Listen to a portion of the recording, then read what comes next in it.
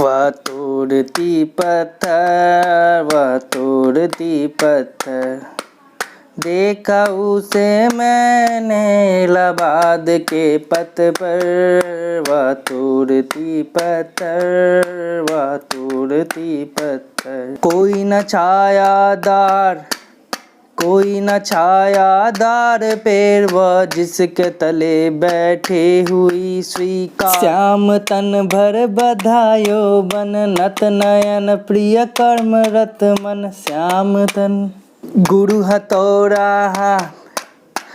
हथौड़ा हाथ करती बार बार प्रहार, सामने तरुमालिका अट्टालिका प्रकार।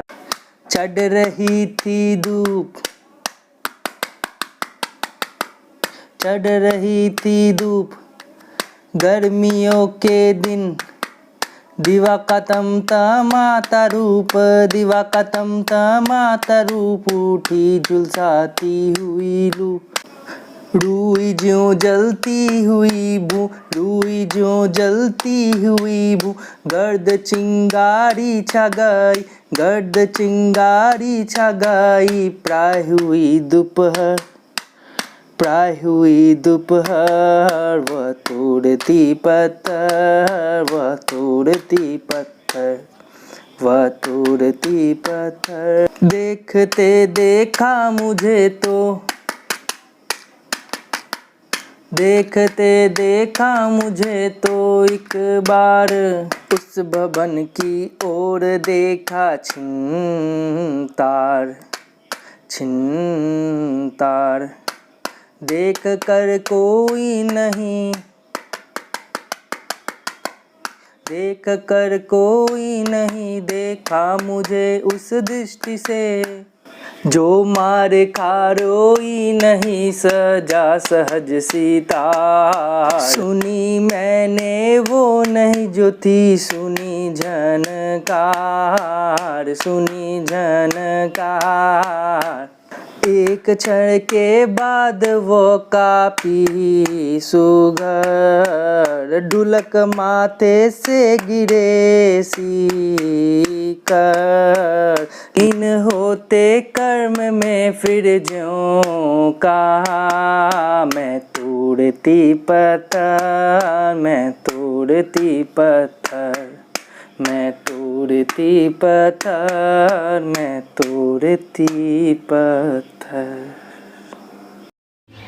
हेलो दोस्तों, मैं रेखा शाह आज आप लोग के समक्ष छायावाद के सुप्रसिद्ध कवि सूर्यकांत त्रिपाठी निराला द्वारा रचित कविता वो तोड़ती पत्थर की व्याख्या और पाठ आप लोग के समक्ष करूँगी। वो तोड़ती पत्थर कविता सुप्रसिद्ध कवि सूर्यकांत त्रिपाठी निराला द्वारा रचित है। इसमें उन्होंने मजदूर वर्ग की दयनीय दशा को उभारने वाली एक मार्मिक कविता है। कवि कहता है कि उसे इलाहाबाद के मार्ग पर एक मजदूरनी को पत्थर तोड़ते देखा। वो जिस पेड़ के नीचे बैठकर पत्थर तोड़ रही थी वो छायादार भी नहीं थी, फिर भी विवशता वह वहीं बैठे तोड़ते पत्थर तोड़ रही थी। और उसकी इसी व्यवस्था और सामाजिक व्यवस्था और पूंजीवादी व्यवस्था को निराला जी ने अपनी कविता में व्यक्त किया है। आगे हम लोग कविता का पाठ करते हुए उसकी व्याख्या करेंगे और उसे ध्यानपूर्वक समझेंगे और सुनेंगे। वह तोड़ती पत्थर, देखा उसे मैंने इलाहाबाद के पथ पर। वह तोड़ती पत्थर, नहीं छायादार पेड़, वह जिसके तले बैठी हुई स्वीकार। श्याम तन भर बधा यौवन, नत नयन प्रिय कर्म रत मन। गुरु हथौड़ा हाथ करती बार बार प्रहार, सामने तरुमालिका अट्टालिका प्रकार। चढ़ रही थी धूप गर्मियों के दिन, दिवा का तमतमाता रूप, उठी झुलसाती हुई लू। रुई चिंगी छा गई, प्राय हुई दोपहर, वह तोड़ती पत्थर। देखते देखा मुझे तो एक बार, उस भवन की ओर देखा छिनतार। देख कर कोई नहीं, देखा मुझे उस दृष्टि से, जो मार खा रोई नहीं, सजा सहज सितार। सुनी मैंने वो नहीं जो थी सुनी झंकार, एक क्षण के बाद वो कांपी सुघर, ढुलके माथे से गिरे शिकर। लीन होते कर्म में फिर जियो कहा, मैं तोड़ती पत्थर। कवि कहता है कि उसने इलाहाबाद के पथ पर एक श्रमिक महिला को पत्थर तोड़ते हुए देखा था। वो नारी तपती हुई भयंकर धूप में पत्थर तोड़ रही थी। जिस स्थान पर वो पत्थर तोड़ रही थी, उस स्थान पर कोई छायादार पेड़ नहीं था जिसकी छाया का वो आश्रम ले सकती। उसका सांवला शरीर और स्वस्थ था, अर्थात वो युवती थी। वह भरपूर यौवन से युक्त थी। उसकी आंखें नाड़ी सुलभ लज्जा से झुकी हुई थी।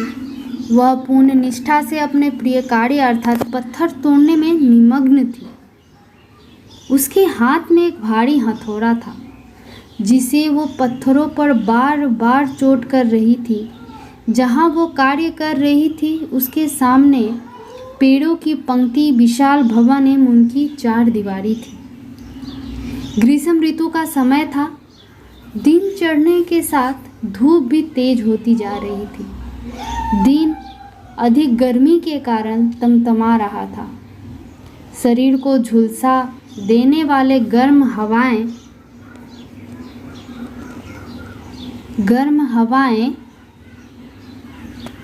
चल रही थी।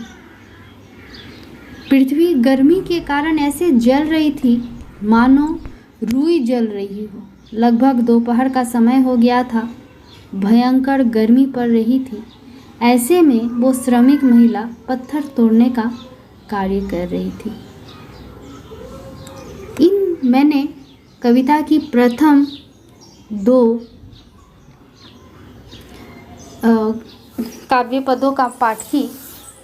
इसके अंतर्गत आप ये देखने को मिलेंगे कि हमारे समाज में उस समय निराला जी जब ये कविता लिख रहे थे, उस समय समाज में, देश में पूंजीवादी व्यवस्था फैली हुई थी।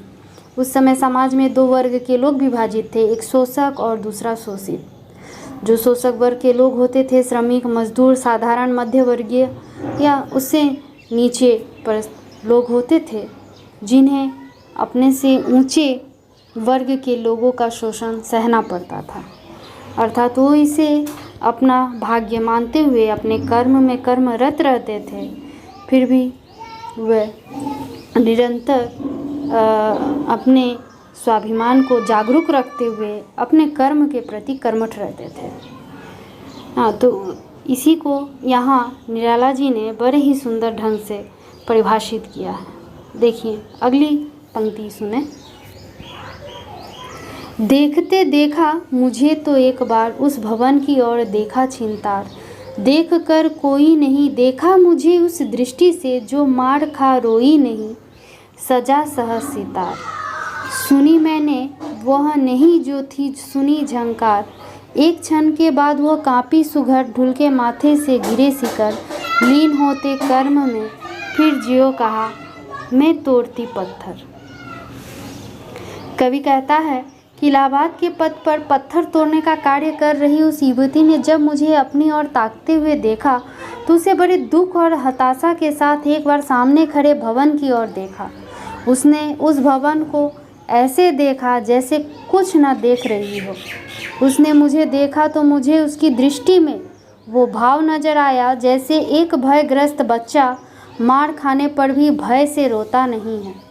अपने प्रति सहानुभूति की भावना को देखकर उसकी भावनाओं की वीणा के तार झंकृत हो उठे और ऐसी ध्वनि सुनाई दी जो मैंने आज तक नहीं सुनी थी।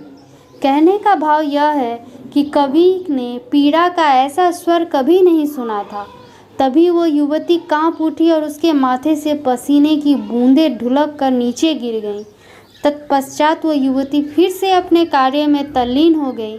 उसे पत्थर तोड़ते हुए देखकर ऐसा आभास हो रहा था मानो वह कह रही हो कि मैं पत्थर तोड़ने वाली हूँ और यही मेरा कार्य है। मैं श्रमिक हूँ, मैं निम्न वर्ग की हूँ।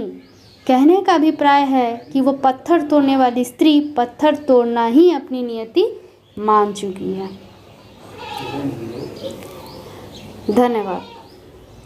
तो ये तोड़ती पत्थर कविता से हमें क्या शिक्षा मिलती है दोस्तों, कि ये एक सर्वहारा वर्ग का मार्मिक वर्णन है।